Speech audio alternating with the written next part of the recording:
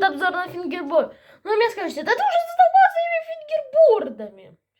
Но это не простой фингерборд, потому что мне понадобится монетка. Кстати, смотрите, какие у меня сейчас есть фингерборды. О, из нового набора моего. Вот отсюда.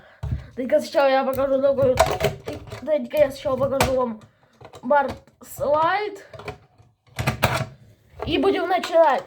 Короче, это фингерборд тейчдек. Ну, вы мне скажете, что интересно в этих тейчдеках?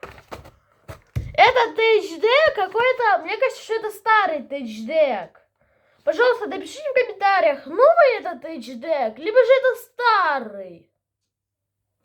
Вот, знаю вас, вы там эксперты, скажите, просто зеркальте эту картинку и поймите, старый это тейчдек, либо же это новый. Это, короче, круг эта серия.